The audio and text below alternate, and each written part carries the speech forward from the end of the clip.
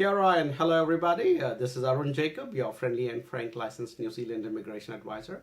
My team and I would love to help people to come to New Zealand either to migrate to this country or to study here or work here or invest in businesses or just come simply as a tourist and enjoy this beautiful country we call Aotearoa or the land of the long white cloud. Right, today's question is about for international students who are planning to come to New Zealand, and some of them are planning to change their subject from what they have done before. I have done a video earlier to this where I said it is not recommended to change your subject and that you need to be very, very careful to consider changing your subject just for the sake of getting a permanent residency in New Zealand. So I am definitely not a big fan of people who want to change their subject. Just imagining that, changing it from, let's say, something from science to cooking or from medicine to information technology will somehow get you a permanent residency in the future. So that is a definite no-no as far as my advice goes. But then there could be certain instances, certain circumstances which are very, very legitimate and which actually requires for somebody to change their subject from something to the other. In fact, whenever I used to directly counsel my students, I used to ask them, do you want to, this is a big moment in your life when you want to leave your own country and move into a foreign country and start undertake a course of study. So I said, do you have any hidden desires or latent talents that you always wanted to explore? I said, if that is what you looked at, this is the moment to do it. So I also do recommend it that a change of subject is possible for people who have a genuine interest in a particular subject which they have not been able to do in the past. I mean, I give my own example. When I was 21, I did. In fact, I'll go a little before 21. When I was 16, my father wanted me to become a doctor, so he got me enrolled into a course which had biology, physics, chemistry, which I completely hated. The only thing I liked about it was the dissection of frogs and cockroaches, but other than that, I completely hated. I used to detest chemistry and physics, for instance.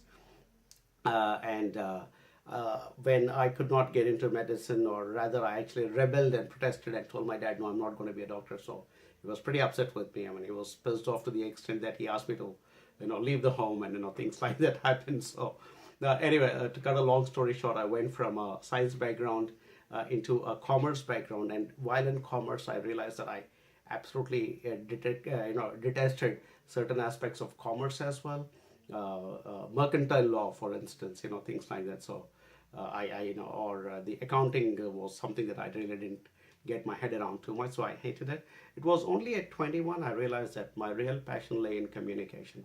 Communication in the sense, with the radio, television, films, those kinds of things is where my real passion was, is what I realized at 21. But because of personal circumstances, I have not been able to pursue that pathway in a full-fledged manner. But what I have done is I have pursued that interest in communication, radio, television, and film by doing a lot of little things around that subject. I mean, making those videos right now is a part of that passion. I sit here in my office and I make these videos, then I put it onto the computer, and then I edit it, then I add music, and so I feel a lot of joy. I feel that excitement of working with this medium, and so if at all in my life there is an opportunity where I can actually stop my work as a licensed immigration advisor, and somebody tells me, "Hey, look, you can now pursue what you want to do," I would absolutely immediately jump into radio or television or film. And at that time, if I'm, for me to equip myself with knowledge about that particular field, let's say I want to go into a postgraduate course or into a graduate course or something of that nature, when I seek an admission, they're going to ask me, so what is your background? You're a guy who studied science, then you did commerce, then you worked as a legal professional in the immigration industry. So how do you want us to give you an admission into the arts which involve radio, television, and film? And that is where I can show my body of work. I have written a novel, I have written tons of short stories, I keep making these videos. I actually wrote and directed and produced a small documentary on the city which I come from, which is Hyderabad in India, by the way. And I keep making, I made a few ad films, and this was all out of my own passion. I write blogs. So at any time, if somebody were to ask me, so prove to us that you're a creative person, I have like so much of work that I can put in front of that person and say, hey, look, these are my credentials as a creative person, although I never worked formally in the industry. So that's what I mean. If you are absolutely keenly interested in a particular subject, you will continue to do something in that particular field. I'll give you the example of another friend of mine. He was a medical doctor, but he had a huge passion for 3D animation. So he kept working on 3D animation in his spare time, and he would go and do his doctor stuff in the morning, and in the evening he dedicated himself to this 3D animation and went on to set up a very, very big 3D animation studio. And in fact, he beautifully combined his medical knowledge as well as his 3D knowledge and created something like an online medical institution and stuff like that, which is fantastic. More recently, a very young prospective client of ours from the Middle East, he's got a background in physiotherapy, but he's had such a lot of passion for information technology that he's constantly been doing something or the other in information technology. He's been pottering around in IT, and while he was a trained physiotherapist and he did that, he's been constantly working on equipping himself with knowledge and practices and ideas around information technology. So when we quizzed him, he had like so much of work to show us, and the fact that he is very conversant with networking and so on and so forth. So that's what I mean. If you have a background like that, if you have a passion like that, if you have that real motivation to switch subjects from something that you've done in the past or something that you always wanted to do, then you should be doing it. The driver should never be that, okay, if I switch from my background to a course in cooking, or if I shift from my other background and get into a course in horticulture, or if I leave my other background and step into a course in information technology, somehow magically the PR is going to come and fall into your lap. I think that's a very, very wrong way of looking at it. I think the people who will be successful are the ones who chase their real interests. Because when it is a real interest is when you will absolutely go on and prove yourself in that field. Because you've invested your energy, your emotions, your thoughts, your money, your time, your efforts into that particular thing. And that will come across very, very clearly when you're sitting in front of somebody who is interviewing for your job. Eventually, at some point when you finish your course and you're out in the job market and somebody is asking you about, so why do you want to do this job? If it's a subject of interest, you're going to absolutely talk passionately about it.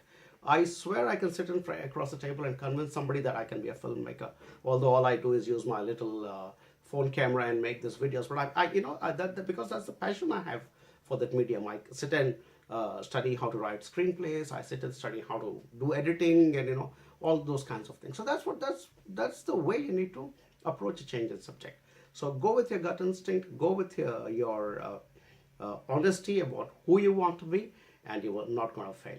And please stop listening to those friends who keep saying, hey, look, chefing is in long-term skill shortage list, or IT is in long-term skill shortage list, or horticulture is in forget all that, because they are like unprofessional, untrained doctors or quacks who will prescribe an aspirin to from everything from a headache to a cancer. So you need to be very, very careful, because it's your entire future. So go with your gut instinct. Do not change a subject unless and until you have a strong reason to change the subject. It does not matter what course you choose, whether it is in the long-term skill shortage list or not. There are ways and means of finishing a course and finding employment in your chosen subject area. And I am confident that if you follow your heart and you do it the right way, you will still end up being a successful future resident and migrant of New Zealand. So I hope I've answered that question, and please post your comments. We'll be happy to give any more answers. And as always, wonderful to speak to all of you. Thank you for watching my videos. I wish I end up with 1 million subscribers. You guys will need to tell your rest of your friends to listen to my videos. But warm welcome to New Zealand, and hope to see you here soon. Haere mai ki Aotearoa. Kia ora.